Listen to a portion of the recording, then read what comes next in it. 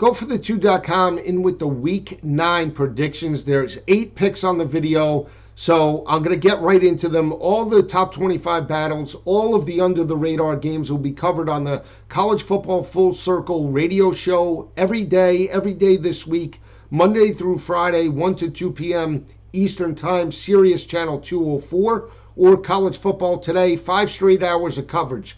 College Football Today this Saturday, October 30th, 9 to 12 Eastern, and then in-game live from 12 to 2. We have you covered in terms of best bets, top 25 battles, under the radar picks, guests, trends. We cover it all from 9 to 12. College Football Today, go to Sirius Channel 204 or the video angle, sportsgrid.com.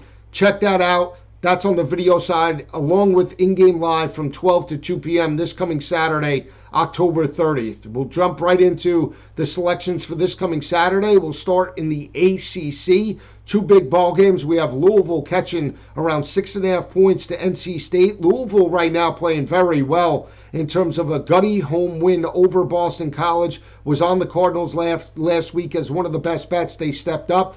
They did fall behind 7-0 in that ball game, tied it up, never looked back, won that matchup by 14 points over the Boston College Eagles. This is an offense in Louisville right now playing very well. They pounded the rock for 331 yards on the ground against a very physical defensive front. Thought it would be a different matchup for Boston College after 2 tough matchups against NC State and Clemson respectively. They haven't and were not running the football, and Louisville made them completely one-dimensional in the second half of that ball game, held Boston College to only 125 rushing yards per game. But when you look at Louisville right now, they're 4-3 overall. They're fighting for bowl contention and eligibility, and they've played some of the better teams in the ACC very well. They lost by 3 points to Wake Forest, but more importantly, pounded the rock for 208 yards on that front seven. They then lost by 1 point at home, had a 17-point lead over Virginia and Brennan Armstrong, one of the hottest teams in the conference, and lost 34-33. But again, they pounded the rock for 233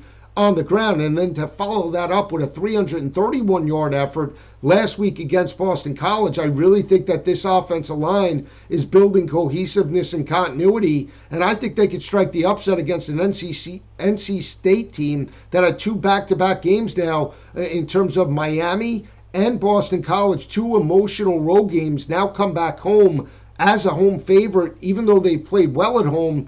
Laying 6.5. I have a more athletic quarterback in Malik Cunningham, completing 63% of his passes. This defense has been opportunistic. I think Louisville strikes the upset on the road in Raleigh Saturday night. 6.5-point dog. Give me the Cardinals in that ball game. Let's keep it in the ACC. We have North Carolina and Sam Howell on the road to face off against Notre Dame. Remember this ball game last year?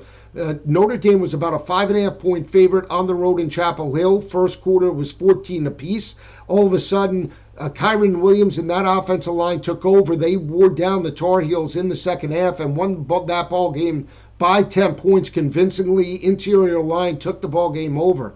But when you look at Notre Dame right now, a couple of factors. They did get the win and cover over USC. I thought USC would show a better effort. They didn't. Notre Dame forced turnovers. They were able to score off their turnovers. And then, more importantly, third down defense was really solid against Keaton Slovis and the USC Trojans. But here comes North Carolina. They have an experienced quarterback in Sam Howell, but more importantly, he's had an extra week of preparation to break down Notre Dame's defense. North Carolina coming out of a bye week. Mac Brown, that staff should have this team ready. But more importantly, 2 factors. The ability for North Carolina in back-to-back weeks, pounding the rock for over 200 yards against Miami and Florida State. I understand it's Miami and Florida State, but the run game is starting to get going. And on the flip side, you have Notre Dame that has allowed 2 straight games of 100 yards or more, both to Vatech and USC. Granted, they won both of those games. But now you have your best player on the defensive side of the ball, Kyle Hamilton, that will be out of this ballgame. He's the quarterback of that secondary. He covers a lot of ground. Without his presence there, how does North Carolina attack this defense? I think they look to run the football first. They start to have success. That'll open up the play-action passing game for Sam Howell in this ballgame. I think North Carolina is a live road dog in this matchup. North Carolina could potentially strike the upset. I'm calling for North Carolina outright over Notre Dame this coming weekend. Two big battles. We're talking about Georgia and Florida. Rivalry game, 14.5 points in Jacksonville. Look at this ball game last year. Florida started slow, fell behind 14-0. They never looked back, tied it up in the first quarter. Kyle Pitts stepped up, big plays. That was the game Kyle Pitts almost broke his jaw. He was out for a number of games after that unbelievable hit by the Georgia secondary. But from an offensive perspective, Florida was able to move the football on Georgia last year. Now both teams come off a week of preparation. You look at Florida's last game, 49-42. They were an 11.5, 12-point favorite over LSU, but Anthony Richardson made some plays in the passing game. I think that's the matchup going up against the top-ranked Georgia defense right now. We know Georgia's solid in run support, but if you look at the matchup against Kentucky, they utilized some misdirection. They utilized some screen games to neutralize the front seven of Georgia, and that could be the recipe for this ball game, along with the athleticism of Anthony Richardson on the perimeter. I think that's another factor. Anthony Richardson, Emory Jones are both mobile quarterbacks. I think they could put some stress on the Georgia defense on the perimeter, which could open the play-action passing game later in this ball game. And again, I still think that Dan Mullen would have the week off. He might not win, but I think he definitely scores some points on this Georgia defense. They don't have to win, but all they have to do is cover the 14.5-point number. I think Florida does that in this ballgame. I think they have nothing to play for. This is their Super Bowl the rest of the way, and what better way to knock off your arch rival from college football playoff contention and potentially an SEC championship than knocking them off in the cocktail party like Florida in this ballgame. Penn State, what can you say? Total disappointment as a 24-point favorite at home against Brett Bielema and the Fighting Illini. Arthur Sikowski and that offense were basically non-existent heading into that ball game.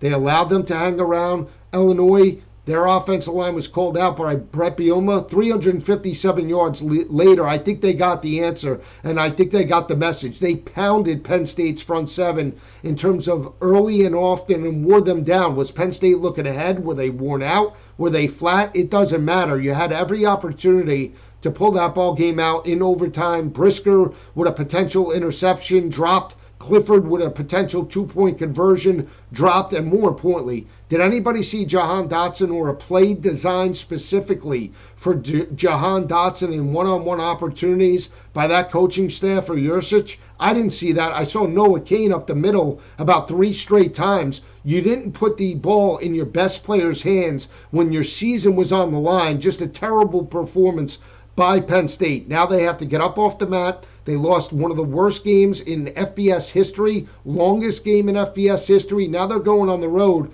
as an 18.5-point dog and facing an Ohio State offense that put up 50+ over Indiana, never looked back. C.J. Stroud with another dominating performance, completed well over 60% of his passes, well over 250 yards.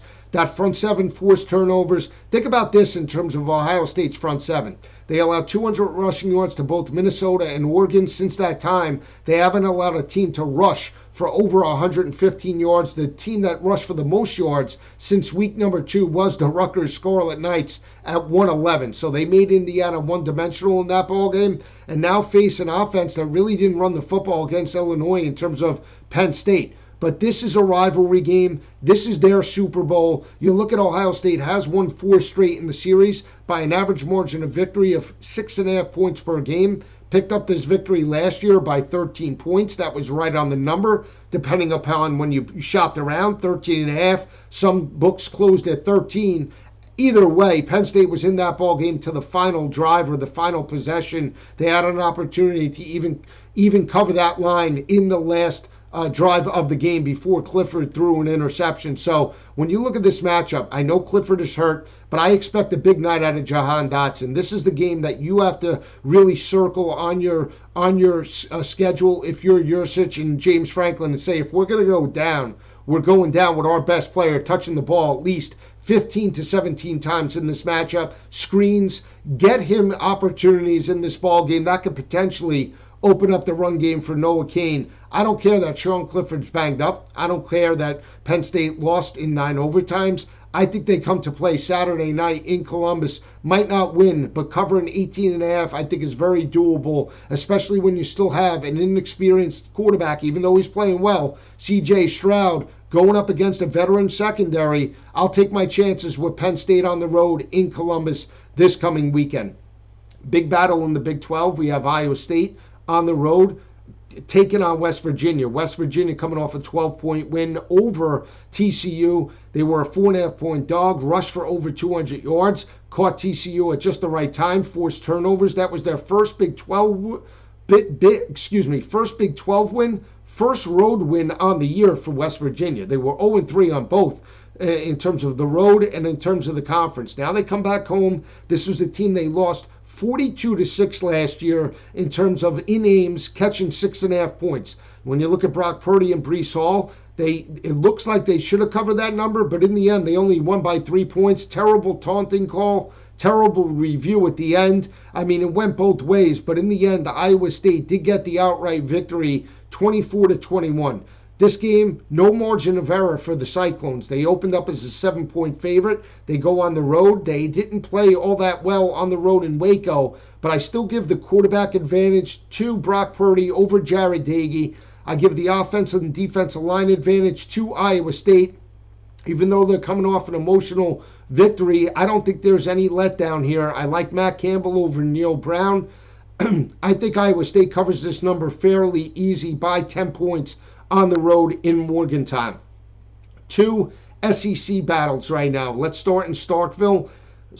Mississippi State is a 1.5-point underdog to Kentucky. You remember this game last year. Kentucky forced 6 INTs against KJ Costello and the Bulldogs. They never looked back, won that ball game 26-2. They were opportunistic, never allowed Mississippi State to drive in the second half. They shut them down each and every way. Now Kentucky comes off a bye. They head on the road. Miss State coming off an emotional 20.5-point road favor over Vanderbilt. They win that ball game 45-6. Will Rogers throws for over 300. But more importantly, this defense in Mississippi State is very underrated. They are holding opposing offenses to 92 rushing yards per game. More importantly, 36% on third down opportunities. Will Rogers and that offense is completing 73% of their passes.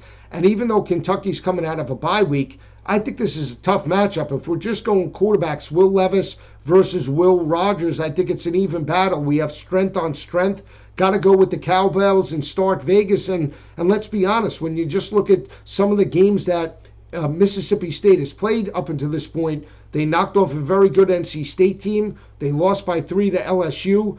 I thought they played well in the first half from a defensive perspective against Bryce Young and Alabama. They forced them to methodically work down the field. Kentucky's offense is not Alabama. As the run game goes, so does the passing game. I like Mississippi State to strike the upset over the Kentucky Wildcats this coming Saturday night in Starkville. Catch them 1.5. I think they win the ball game outright. Another big battle, Auburn. You're talking about Ole Miss right now. Ole Miss, the ranked team, they're underdogs. We saw this scenario play out in a number of different games. We saw Oregon step up. We saw Oklahoma State cover. And that's the matchup right now. You have Ole Miss that coming off a 14-point win over LSU. Snoop Connor, that offensive line, were able to run the football at the point of attack against a very athletic defense in LSU. They moved the football. Matt Corral worked off a play action, moved down the field. He was still banged up. Now Ole Miss goes on the road to face Auburn. And this is a tough matchup because Auburn's coming out of a bye week. Not only that, Auburn has won 5 straight against the Ole Miss Rebels by an average margin of victory of 11.5 points per game and picked up this victory 35-28. The extra weeks of preparation for Derek Mason and Mike Bobo, both of the coordinators for Auburn, I think will benefit them. And let's look at the body of work just from Ole Miss and Lane Kiffin. We thought they were banged up last week entering that matchup, right? They stepped up. They looked fresh. They held LSU to under 100 yards and pounded the rock well over 4.5 yards per carry. But they played Alabama. They played Arkansas. They played Tennessee. Now they played LSU. Now they got to go on the road to face a rested Auburn team. I know they're catching 2.5 points. They have the better quarterback in this matchup. But I just think this is a trap game for the Ole Miss Rebels. Give me Auburn to dominate this ball game, win this ball game by 7 points or more. Just like last year, I think it's a close game in the first half. Didn't like the way Ole Miss particularly played on the road against Tennessee in that matchup. They gave up well over 200 yards. That can mean a big day for Tank Bigsby and that offensive line. I think Auburn wins this ball game by 7 points or more this coming Saturday night in the Plains. Last pick. I never really give totals. Last total I gave out in terms of the video came around week 3. I believe it was the weekend of September 18th. It was Kenny Pickett against Joe Milton at the time. I think that total was right in the area, if I'm not mistaken. Maybe it was like 54, 53 and a half. They blew right through that total in Neyland Stadium. Now when you look at this matchup in Death Valley, Clemson, disappointing loss. Will Shipley, unbelievable. Running back for Clemson, had an opportunity to catch a touchdown that would have put the Tigers potentially up 14-0. I was dead wrong on Clemson last week. They just could not score on the front seven of Pittsburgh, cannot move the football in the second half at all. Even though their backup came in, they looked completely one-dimensional. Every throw was short to intermediate, outside the hashes, no vertical routes because their wide receivers were not getting separation. Now here comes Florida State. They've won 3 straight in the series, put up 59 points against UMass, have an opportunity to go to 500. This is a team in Florida State that has lost 5 straight to the Clemson Tigers by an average margin of defeat of 22.8 points per game. On the flip side, you have a Clemson team since 2015, straight up, 43-1 at home. That's enough to play for pride at this point. That's all Clemson has. They're out of the ACC title race. They're out of the college football playoff race. Everybody's bashing Clemson. They're 10-point favorites. I can't back them in this spot, but the total is very intriguing to me. Last 5 games, total points scored have been average in the area of 56 points per game. I understand that's with players like Trevor Lawrence and Travis Etienne. But still, now you're getting about a 9.5, 8.5 point premium from that total at FanDuel. It's 47 and a hook in Death Valley Saturday afternoon. There's light rain in the forecast, but I think Florida State's aggressive, looking to go to 500. I think Clemson pulls out all the stops to potentially win this game. Florida State's defense is not elite. Well, I think this total sails through the 47.5 point total Saturday afternoon in Death Valley. There's your picks for Saturday. We talked about the 2 big ones. I like Florida. I like Penn State. We talked about the 2 ACC games. I like North Carolina and Louisville potentially to strike the upset. And then the 2 SEC games, I like Mississippi State and Auburn. And then Iowa State solely as a favorite in the Big 12. And then the total in Clemson, 47.5. Catch me all week. College football full circle, 1 to 2 p.m. Sirius channel 204. And then college football today, this Saturday, sportsgrid.com, 9 to 12 p.m. Eastern, or Sirius channel 204. Have a great weekend, everyone. I'll see you next week.